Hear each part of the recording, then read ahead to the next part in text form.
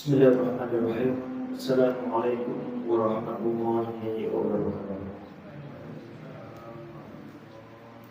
Innal hamdalillah nahmaduhu wa nasta'inuhu wa nastaghfiruh wa na'udzu billahi min shururi anfusina wa min sayyi'ati a'malina.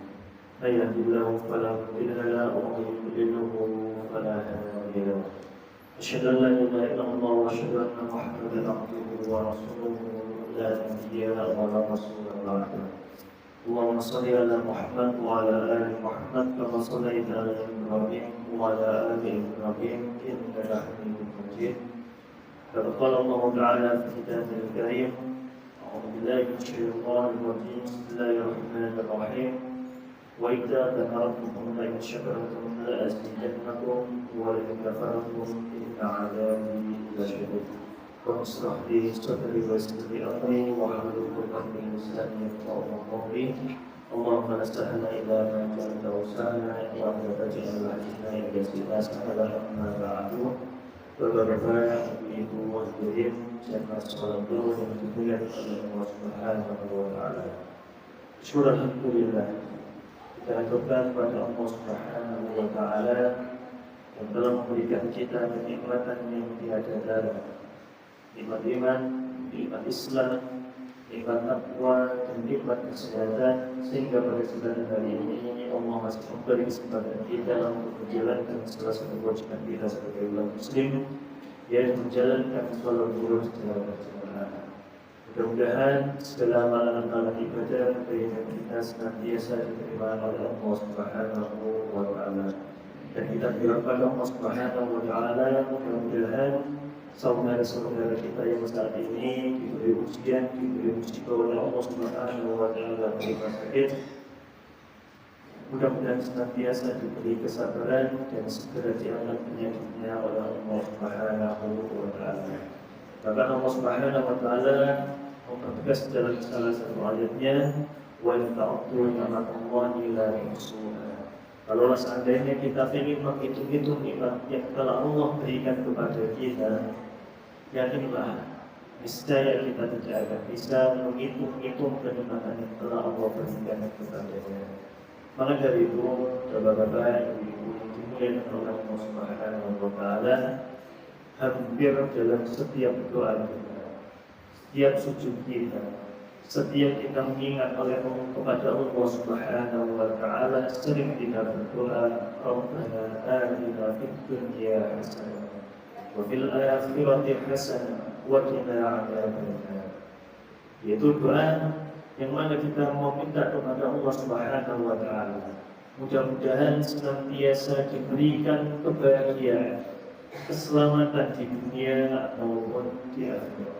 Ketika kita berdoa, tidak ada usaha kita bagaimana kita bisa bahagia di dunia maupun di akhirat. Kadang orang itu sudah merasa aku dua-dua akhir, berarti aku bahagia. Harta tidak bisa menjadi tolak ukur kebahagiaan seseorang. Berapa banyak orang yang mempunyai harta banyak tapi kehidupannya tidak tenang. Berapa banyak orang yang mempunyai harta miliaran bahkan triliunan, untuk tidur pun tidak nyenyak. Dan berapa banyak orang-orang dengan harta yang dicari dari harta yang tidak baik, tidak lihat berapa banyak kehancuran yang menimpa orang tersebut. Maka kebahagiaan itu bisa diukur dengan bagaimana kita merasa bahagia. Bahkan dalam salah satu ungkapan ada menyebutkan arba'un min sa'adatil mar'i. Ada 4 indikasi atau ada 4 ciri-ciri orang itu akan mendapatkan kebahagiaan di dunia maupun di akhirat, sebagaimana doa yang kita ucapkan di depan tersebut. Maka orang yang pertama, ketika dia benar-benar bisa memanfaatkan, bisa memaksimalkan, dan dia bisa mengupayakan 4 perkara tersebut, maka orang tersebut yakinlah dia akan menemukan kebahagiaan ketika semasa dunia maupun nanti kelak ketika dia sudah meninggal dan nanti berada di tempat yang Allah berjanji. Yang pertama, an takuna zawjatuhu shalihah. Hendaklah dia memiliki pasangan, suami atau istri yang soleh maupun yang soleh. Maka kalau seandainya kita sering mendengar istilah ungkapan bayi jannah yang mengaku adalah surga, dan itu adalah kebahagiaan yang sangat luar biasa sekali ketika seseorang sudah mempunyai pasangan. Coba kita lihat di berita-berita di media sosial, mungkin ada sebagian yang mempunyai saudara yang bekerja di Kementerian Agama. Tiap tahun, dari tahun sebelumnya tahun sekarang, itu kasus perceraian yang berada di setiap kabupaten di provinsi itu sampai ribuan. Seakan-akan menjadi tren sekarang itu orang menikah sebentar kemudian cerai.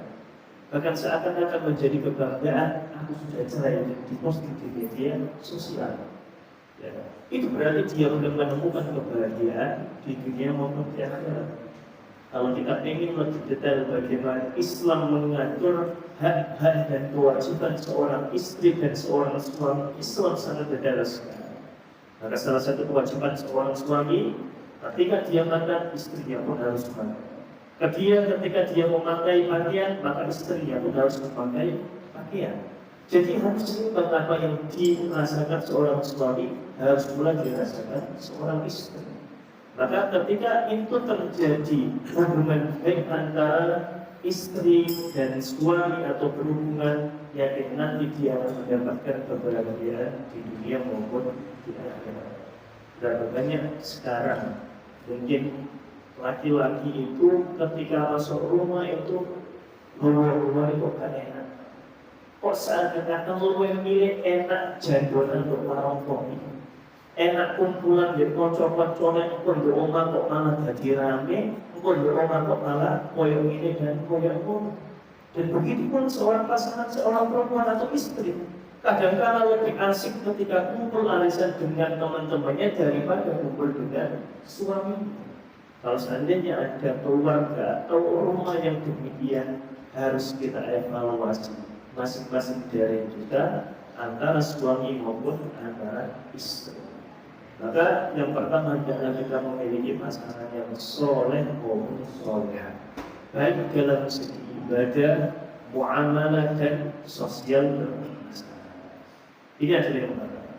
Yang kedua, an yakuna auladuhu abrar. Hendaklah dia memiliki anak-anak yang baik, yang taat, yang patuh kepada orang tua. Bapak-bapak, ibu-ibu yang dimuliakan oleh Allah Subhanahu wa Ta'ala, Nabi Muhammad sudah mempertegas dalam salah satu hadisnya, "La min mawludin illa yuladu 'ala al-fitra, fa abawahu yuhawwidanihi aw yunassiranihi aw yumajjisanihi." Bahwasanya anak ini ketika dilahirkan di muka bumi ini, atau ketika lahir dari rahim seorang ibu, tak kala mereka dalam keadaan fitrah suci bersih tanpa ada dosa atau meskipun kalau seandainya dilahirkan dari rahim seorang perempuan dengan zina na'udzubillah, atau dari rahim seorang kafir, hakikatnya mereka adalah suci bersih tanpa ada dosa. Tidak ada istilah namanya dosa waris. Tetapi apa yang menjadikan anak ini baik atau tidaknya, yaitu bagaimana orang tua bisa mendidik dengan cara yang baik sehingga dia memiliki anak yang baik pula. Adapun orang tua hendaknya memiliki anak-anak yang baik dan soleh. Kalau seandainya kita ingin mempunyai anak demikian, kadang-kadang kita ingin karena Allah anak itu berpuluh ini karena Allah anak itu berpuluh ini pasti pada salah bagaimana cara kita mendidik, ya. Karena semua itu kembali kepada orang tua. Ya. Aku kan sudah menyekolahkan anakku di sekolah, di pesantren dan ini dan itu, tidak. Semua itu pasti kembali kepada orang tua. Bagaimana didikan orang tua tersebut. Anak bertemu dengan guru dari jam 7 sampai jam 1 sebelumnya sama orang tua. Berapa banyak sekarang kasus orang tua yang dibacok, bahkan sampai dibunuh oleh anaknya karena perkara yang sangat-sangat sepele saja. Ada misalnya ada diberikan motor sampai dibunuh orang tuanya, anak tidak diberikan HP sampai membaca orang tuanya, tidak diberikan motor, rumahnya dihancurkan. Itu adalah anak-anak zaman sekarang. Itu semua kembali kepada diri kita sendiri. Bagaimana cara mendidik kita kepada untuk anak-anak kita sehingga kita mempunyai anak anak yang berbakti kepada orang tua. Tetapi kalau seandainya kita berhasil mendidik anak-anak kita, nanti dalam salah satu hadis Nabi Muhammad bersabda, nanti semua amalan-amalan akan terputus yang salah satunya awwaladin sholihin yad'u lahu. Semasa hidupnya anak berbakti kepada orang tua. Semasa orang tua sudah meninggal, anak ini senantiasa mengirimkan doa berdoa untuk kebaikan orang tua. Dia akan mendapatkan kebaikan kepada di dunia maupun di akhirat. Yang nomor 3, wahyu sholihin. Dan tidaklah kita pintar-pintar mencari teman.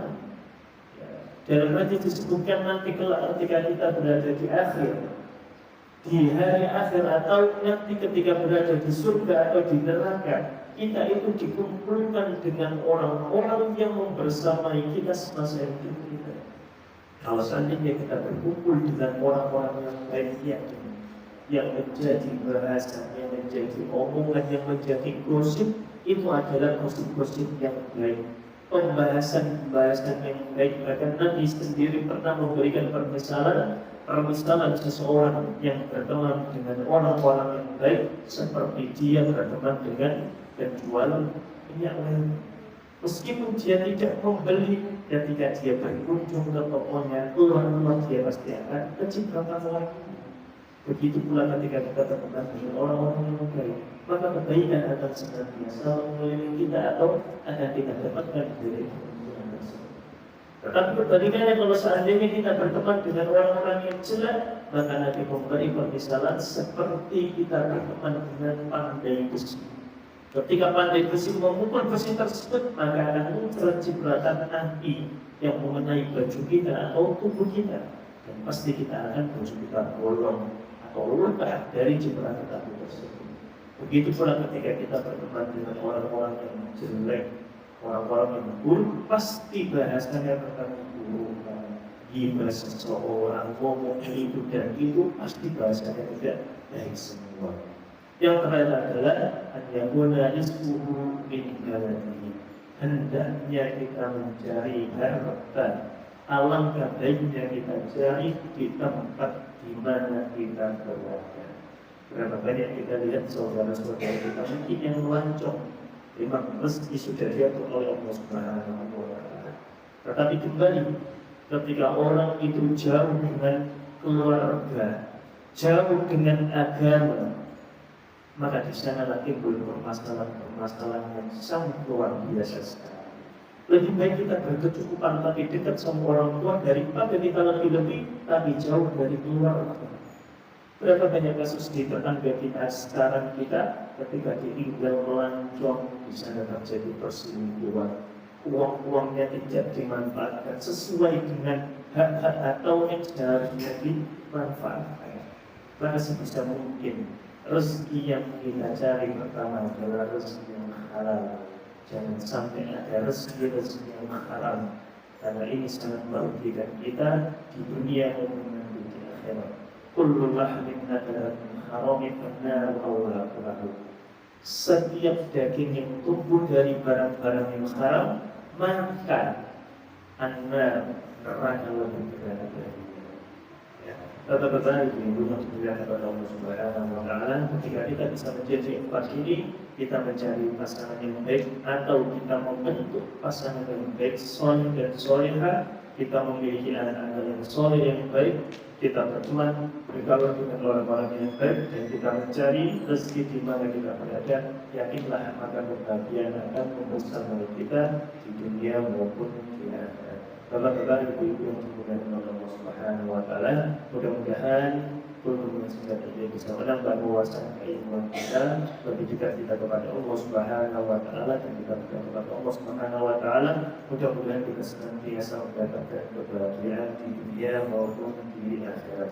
Amin ya rabbal alamin. Subhanallah wa bihamdihi, asyhadu an la ilaha illa anta, astaghfiruka wa atubu ilaik. Assalamualaikum warahmatullahi wabarakatuh.